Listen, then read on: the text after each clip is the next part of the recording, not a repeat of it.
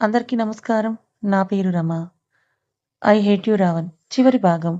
రచయిత బుజ్జి గారు. రవి గాడికి నైట్ అభి చేతిలో బాగా కోటింగ్ పడింది. వాడికి విక్రమ్‌లా అభి కావాలనే యాక్ట్ చేశాడని కావాలనే ఇండియా వచ్చాడు. అసలు విషయం తెలుసుకోవాలని అర్థమైంది. కానీ వాళ్ళు ఇంకేం చేయలేరని అర్థమైంది. ధీరాజ్ అనుభవిస్తున్న ఆస్తి, ఇల్లు, ఆఫీస్ అన్నీ రాధగారికే సొంతమని అన్నీ నైట్‌ని ట్రాన్స్‌ఫర్ చేయించారు. ఇప్పుడు వాళ్ళ ప్రాణాలు తీయడం మాత్రమే ఉంది. అదసలు విషయం. అందరికీ తెలియాలని ఇలా అందరి ముందు నిజం చెప్పాలని డిసైడయ్యారు. అభి అమ్మ అని పట్టుకొని ఉంటే, అభిని పట్టుకొని నా విక్రమ్ లేడా అని కింద కూర్చొని ఏడుస్తూ ఉంటే, అమిత్ గారు మీ ఇంకో కొడుకు బ్రతికే ఉన్నాడు రాధా అని అంటే, మను గారు షాక్ అవుతారు. బావా అని అంటాడు. ఆ విషయం గాయత్రి గారికి తెలిస్తే అని బావా అన్ని నిజాలు తెలియవలసిన సమయం వచ్చింది అని నిజమేంటో చెప్పు చెల్లెమ్మ అని మీరు ఆ విషయాన్ని తట్టుకోలేరు విని కానీ ఆ నిజం మీకు తెలియాలని మను గారికి రాధకి మధ్య ఉన్న సంబంధం చెప్పి ఆ రోజు తన కడుపులో బిడ్డ చనిపోతే రాధగారి బిడ్డనే మీ బిడ్డగా మనోహర్ మార్చాడని అంటే రాధగారు, గాయత్రి గారు మను గారిని కోపంగా చూస్తూ ఉంటే గాయత్రి రాధ దగ్గరికొస్తే రాధ ఏడుస్తూ నన్ను క్షమించండి. తప్పు నా వల్ల జరిగింది. మనోహర్ గారి మీద నా ప్రేమ నాదే. తప్పు నేను చేసిన తప్పుకి నాకంటూ ఎవరూ లేకుండా పోయారు. అమిత్ గారితో మామ అంటే అవునవి నువ్వు కూడా ఆ తల్లి బిడ్డవే. చిన్నప్పుడు మీ నాన్న మీ అమ్మ కోసం నిన్ను రాధకి దూరం చేశాడంటే బామ్మ మను నువ్విలా చేశావంటే నాకు నమ్మబుద్ధి కావడం లేదురా. ఒక అమ్మకు ఒక బిడ్డను దూరం చేశావని మను గారిని కొడుతుంది. గాయత్రి గారు, రాధ గారు, అత్తయ్య అని ఒకేసారి అంటారు. మీ ఇద్దరి విషయంలో నా కొడుకు చేసిన దానికి వీడికి అని అంటే అమ్మ అని కోపంగా రాధని నన్ను వద్దు అనుకుందమ్మా. రాధని కూడా నా భార్యగా మన ఇంటికి తీసుకురావాలనుకున్నా అంటే అమిత్ గారు మీరలా చేస్తే గాయత్రి గారి గురించి ఆలోచించారా? మీరు ఆలోచించలేదు కానీ రాధ ఆలోచించింది. మీ ఇద్దరి మధ్య వచ్చి మీ బంధాన్ని విచ్ఛిన్నం చేయకూడదని ఇన్ని సంవత్సరాలుగా మిమ్మల్ని తలుచుకుంటూ అలానే ఉంది. ఆ రవిగాడు రాధని ఆస్తి కోసం, పేరు కోసం తన మీద ఆశతో పెళ్లి చేసుకున్నాడు. అది పెళ్లి కాదు. తన మెడలో మీరు కట్టిన తాళి ఉండగా వేరే వాడితో తాళి ఎలా కట్టించుకుంటుంది? తాను మిమ్మల్నే భర్తగా ఇప్పటికీ అనుకుంటుంది గానీ తన వల్ల ఎవరు బాధపడకూడదని తనే ఆ బాధను భరించింది. అనాథ పిల్లలని వాడి చెల్లి, కొడుకు, కూతుర్ని తన కూతుర్ని వాడి మాయతో రాధకి దగ్గర చేస్తే వాళ్ళని తన కొడుకు విక్రమ్‌తో పాటుగా చూసుకుంది. అంత మంచి మనసు ఉన్న రాధ గారిని మీరు అపార్థం చేసుకోకండి. ఎవరు కూడా అంటే అందరూ రాధ గారి వైపే ఏడుస్తూ చూస్తారు. గాయత్రి గారైతే రాధ అని రాధని హత్తుకొని నీ కొడుకుని నీకు దూరం చేసినందుకు క్షమించు రాధా అంటుంది. మీరే నన్ను క్షమించాలక్క. పెళ్లయిందని తెలిసిన నేనే మనోహర్ గారితో తొందరపడకుండా ఉండాల్సింది. అందుకేనేమో నా కొడుకొకడు నాకు చిన్నప్పుడే దూరమయ్యాడు. ఇప్పుడు విక్రమ్ కూడా అని విక్రమ్ ఏడుస్తూ అభి ఫేస్‌లో చేతిలోకి తీసుకొని అభి అని అభి నుదుటిన ముద్దు పెట్టి అభిని చూస్తూ కళ్ళు మూసుకుంటారు. ఇంతటితో రాధ గారి పాత్ర ముగిసింది. రాధ గారి పాత్ర ఎందుకు ముగిసిందంటే ఇప్పుడు రాధ, గాయత్రి గారు ఇద్దరు మనోహర్ భార్యలుగా ఉండడం కరెక్ట్ కాదనిపించింది. తనకి నిజం తెలిసింది. అభి కూడా తన కొడుకే అని. ఇక అభి కూడా తల్లి ప్రేమను చూశాడు కదా 5 సంవత్సరాలు.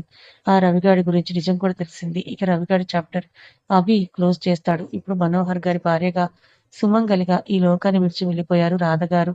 రాధమ్మ అని గట్టిగా పిలుస్తాడు అభి. రాధమ్మ లే అని అంటూ అందరూ రాధగారి దగ్గరికి వస్తారు. రాధగారి పల్స్ చెక్ చేసి అభి వైపు చూసి సారీ అభి అంటే అందరూ రాధ అని బాధపడుతుంటారు. పాపం విన్నీకి నిజం తెలిసేసరికి రాధ గొప్ప మనసుకి మీరెంత గొప్పవారమ్మా అని అనుకుంటూ పెయిన్ స్టార్ట్ అవుతాయి. విన్నీకి ట్రీట్మెంట్ అవసరం గౌతమ్ ఇంకా ఖ్యాతి, వివి, జీవ హాస్పిటల్‌కి వెళ్తారు. రాధగారి మరణం అందరికీ బాధని ఇచ్చింది. మను గారు రాధ దగ్గరికొచ్చి రాధగారి చెయ్యి పట్టుకొని నన్ను క్షమించు రాధా అని ఏడుస్తూ తన చెయ్యికి ముద్దు పెట్టుకొని సారీ అని అంటూ ఉంటాడు. అభి కూడా అమ్మా అని బాధపడుతూ ఏడుస్తూ ఉంటే నిధి అభి చేపట్టుకుని అభి అత్తయ్య విషయంలో అసలు తప్పు వాడి వల్ల జరిగింది.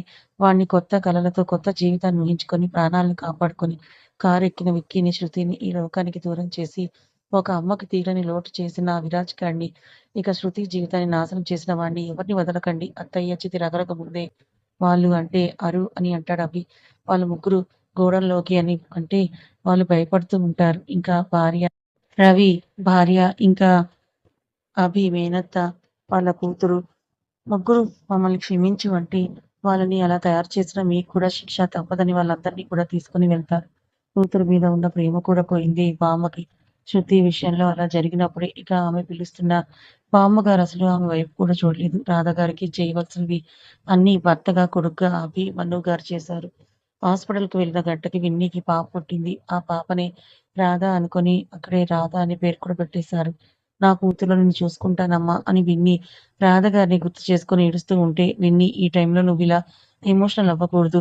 వదిన, అత్తయ్య ఎక్కడికి వెళ్ళలేదు. ఇదిగో పాపగా మనందరి ముందుకు మళ్ళీ వచ్చిందని ఇంటికి కాల్ చేసి విన్నీకి పాప పుట్టిందని చెప్తారు. గోడౌన్‌కి తీసుకువెళ్ళిన రవికి, ధీరాజ్‌కి, నీరజ్‌కి ముగ్గురికి నరకం చూపించి అప్పుడు వాళ్ళ ప్రాణాలు తీస్తారు. అరు, అభి, వేద్.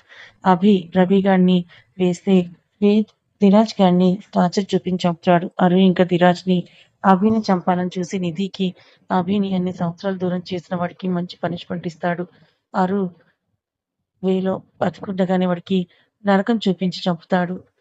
ఆడవాళ్ళందరినీ ఏమీ చేయలేక వాళ్ళ గోడౌన్‌లోనే బంధించి వెళ్ళిపోతారు. హాస్పిటల్ నుంచి విన్నీ వస్తుంది పాపతో. అభి, మను, రాధకి చేయవలసినవి చేసి బాధగా ఇద్దరు ఇంటికొస్తారు. ఒక 3 రోజులు అందరూ ఆ బాధలోనే ఉంటారు. రాధని మర్చిపోవడం కష్టమవుతుంది చాలా అభికి. అయితే అమ్మ ప్రేమ 5 సంవత్సరాలు పంచిన తన తల్లి ప్రేమ గుర్తు చేసుకుంటూ బాధపడుతుంటాడు. ఖ్యాతి, గౌతమ్, విన్నీ ముగ్గురు కూడా రాధ ప్రేమని గుర్తు చేసుకుంటూ నార్మల్ అవ్వలేరు. అసలు వాళ్ళందరినీ ఎలా నార్మల్ చేయాలో అర్థం కాక అమిత్ గారు, వీరా గారు, వివి, జీవ, శృతి, వేద్ అందరూ అక్కడే ఉంటారు.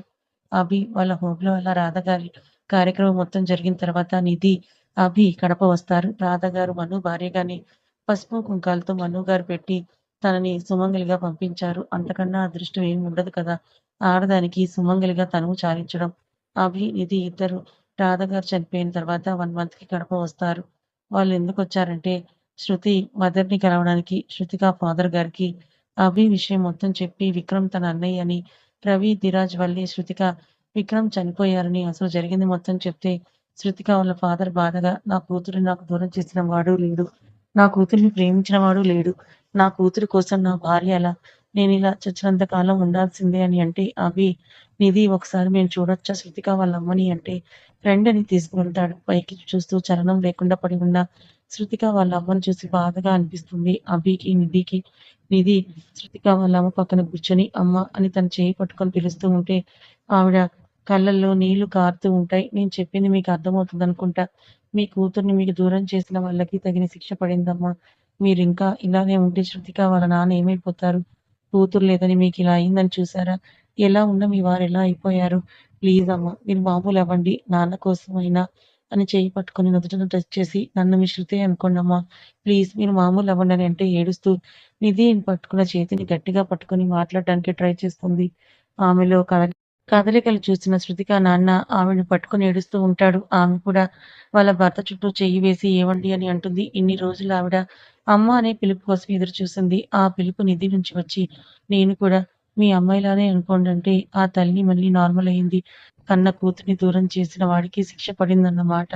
విని కన్నీళ్లతో నిధిని చూస్తూ నిధి చెయ్యి పట్టుకొని మా కూతురి మనసు మేము అర్థం చేసుకోలేకపోయాము. తాను ప్రేమిస్తోంది అంటే ఆ అబ్బాయి మంచోడని మేము అర్థం చేసుకోలేకపోయాం. వాడి మాటలు విని మా కూతుర్ని ఆ రోజు తీసుకొని రాకుండా ఉండుంటే ఈరోజు నా కూతురు పిల్లా పాపలతో హ్యాపీగా తను ప్రేమించిన అబ్బాయితో సంతోషంగా ఉండేది.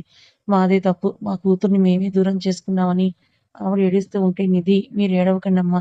మీకు కూతురులా నేనుంటాను అంటే శృతిక వాళ్ళ నాన్న నిధికి, అభికి దండం పెడుతూ నీ వల్లే నా భార్య మళ్ళీ మాట్లాడగలుగుతోంది. నన్ను క్షమించండి.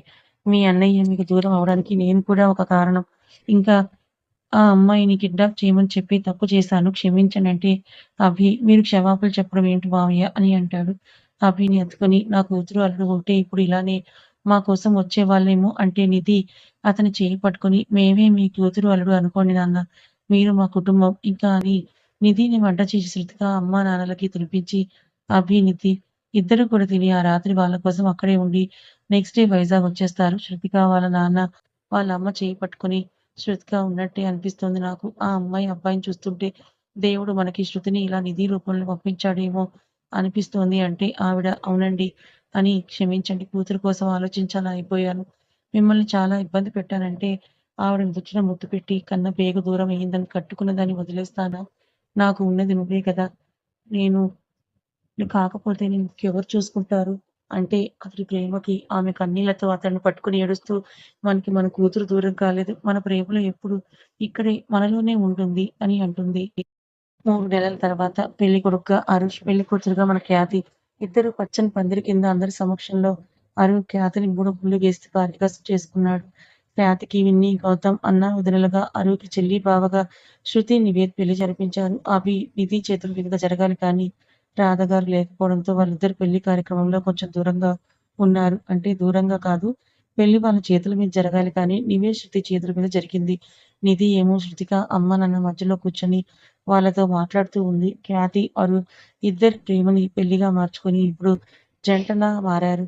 పెళ్లి జరిగి అందరి దీవెనలతో ఒక్కటి అయిన ఆ జంటకి మొదటి రాత్రి అన్నమాట. కానీ వాళ్ళకి ఇది సెకండ్ నైట్ కదా! కానీ సాంప్రదాయం ప్రకారం జరగవలసింది జరిపించాలి కాబట్టి ఖ్యాతికి, అరుకి ఆ రాత్రికి కార్యాన్ని నిర్వహించారు. తెల్లని పల్చటి చీరలో, తలలో తెల్లని మందులతో, మెడలో పసుపు తాడుతో, ఎర్రని, పచ్చని పెళ్లి గాజులు, కాళ్ళకి మువ్వల పట్టీలు, వేళ్ళకి మెట్టెలు చాలా అందంగా ఉంది ఖ్యాతి. కొంచెం బొద్దుగా ఉండడంతో చీరలో చాలా ముద్దుగా ఉంది.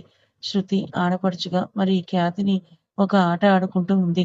నిధి చిన్ని ఆపుతావా అని ఖ్యాతిని అందంగా రెడీ చేసి హత్తుకొని మీ న్యూ లైఫ్ లోకి స్వాగతం పలుకుతూ ఇద్దరు ఒక్కరిగా మారి మాకు బుడ్డిగాడినో బుడ్డిదానో ఇవ్వాలి అని అంటే పో అక్క అని సిగ్గుపడుతూ ఉంటే శృతి వివి ఈ సిగ్గు అను ముందు చూపించు అని అంటే వాళ్ళ వైపు చూస్తూ అక్క అని నిధిని హగ్ చేసుకుంటే మీరు ఆపండ్రా ఇక రా అని కిందకి తీసుకొని వెళ్లి దేవుడి గదిలో దీపం వెలిగించామని చెప్పి ఆ దేవుడికి దండం పెట్టుకున్న తర్వాత అరు గదిలోకి పంపించి రూమ్ లోకి రాగానే అభి బాబు రూమ్ ని మొత్తం మల్లెపూలతో డెకరేషన్ చేసి మన్మధుల తన రతిదేవి కోసం వెయిట్ చేస్తూ ఉంటే రావణ్ ఏంటిది అని అంటే మన రాత్రి ఇది అని నిధిని చేతుల్లోకి తీసుకొని బెడ్ మీదకి చేర్చి ఆమె మీదకి చేరి లైట్స్ ఆఫ్ చేస్తాడు మన రావణ్. ఇక వివి జీవ ఇద్దరు కూడా వాళ్ళ బుడ్డోడికి తోడుగా ఇంకొకడు కావాలి కదా! అసలే వాతావరణం చల్లగా ఉంది.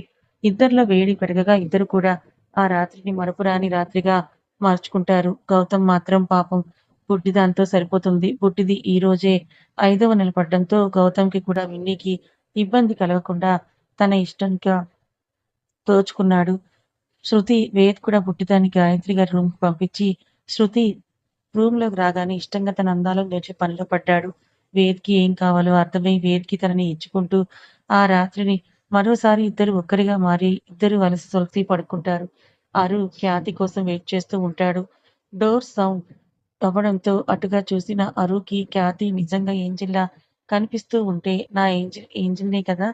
అని ఏంజిల్ అని అంటూ దగ్గరికి వెళ్తే ఆగు బాబు నీ ఆత్రం అని మొదట ఇవి అని అంటూ పాల గ్లాస్ చూపిస్తూ ఉంటే ఇవి తాగాలా అంటే అవునని మొదట ఇంకొకటి ఉంది అని గ్లాస్ పక్కకు పెట్టి అరు కాళ్ళకు దండం పెడుతుంది. ఓ మై ఏంజెల్ ఇలా ఏం వద్దు ఇలా భర్త కాళ్ళ మీద పడి నీ విలువ అంటే ఖ్యాతి అరువుతో అలా అనకూడదరు. భార్యకి భర్తనే సర్వస్వం.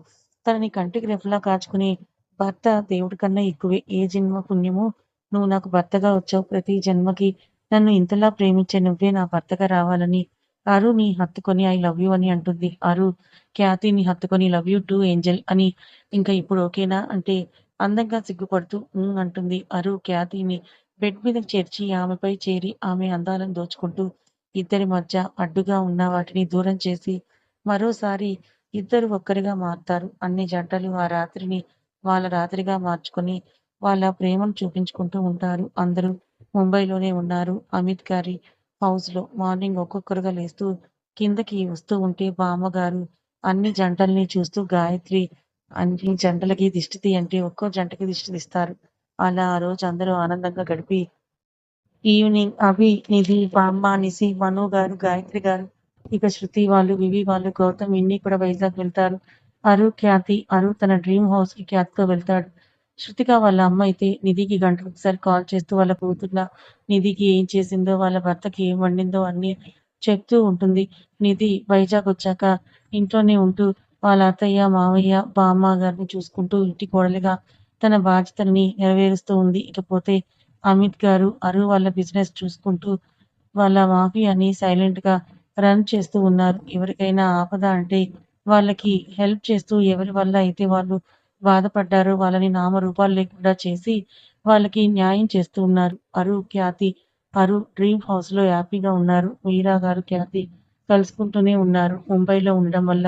ఇంకా మన సర్పంచ్ బాబు శృతిని కూడా వాళ్ళ కూతురులా చూసుకుంటూ హ్యాపీ లైఫ్‌ని లీడ్ చేస్తున్నారు. వివి, జీవన్, విన్నీ వాళ్ళ ఇంటికి దగ్గరగా ఉండడం వల్ల విన్నీని బాగా కేర్ చేస్తుంది. చిన్న పాప ఉంది కదా! అందుకే. అభి మాత్రం రొమాంటిక్‌గా నిధితో ఆడుకుంటూ వాళ్ళ ప్రేమని మళ్ళీ మొదలుపెట్టి రావణ్ అనేలా చేస్తున్నాడు. అందరి లైఫ్ ఇప్పుడు హ్యాపీగా ఉంది. రాధ గారు, శృతిక, విక్రమ్ వీళ్ళ ముగ్గురిని తలుచుకుంటూ రాధ గారి ఆస్తిలో 80% పెట్టి ఒక అనాథాశ్రమం పెట్టారు. అభినిధి, గౌతమ్ రాధ గారి వారసుడిగా రాధగారి బిజినెస్‌ను చూసుకుంటున్నారు ఇక్కడే ఉండి. ఒకరోజు మార్నింగ్ కిచెన్‌లో నిధి కళ్ళు తిరిగి పడిపోతే, గాయత్రి గారు కంగారుగా వివికి కాల్ చేసి, అలానే అభికి కూడా కాల్ చేస్తే, వివి కన్నా ముందు అభినే వస్తాడు. "ఏమైంది నా బంగారానికి" అని కంగారు పడుతూ ఉంటే, వివి వచ్చి నిధిని చెక్ చేసి నవ్వి కంగ్రాట్స్ అభి అని అంటే, అభికి అర్థం కాదు. బామ్మ, రామ నీలాంటి ఇంకో రావణ్ రాబోతున్నాడు అని అంటే, అవునా అని అంటూ మీరందరూ వెళ్ళండి అని డోర్ వేసి, బంగారం అని నిధిని ఎత్తుకొని చుట్టూ తిప్పి దించి ఓకేనా అని గట్టిగా పట్టుకొని చాలా హ్యాపీగా ఉంది. నాలాంటి వాడు ఇంకొకడు వస్తున్నాడు అని చాలా హ్యాపీగా నిధిని హత్తుకుంటాడు. కథ అయిపోయింది. ఈ కథ మీకెలా అనిపించింది? నచ్చిందా? నచ్చితే లైక్ చేయండి.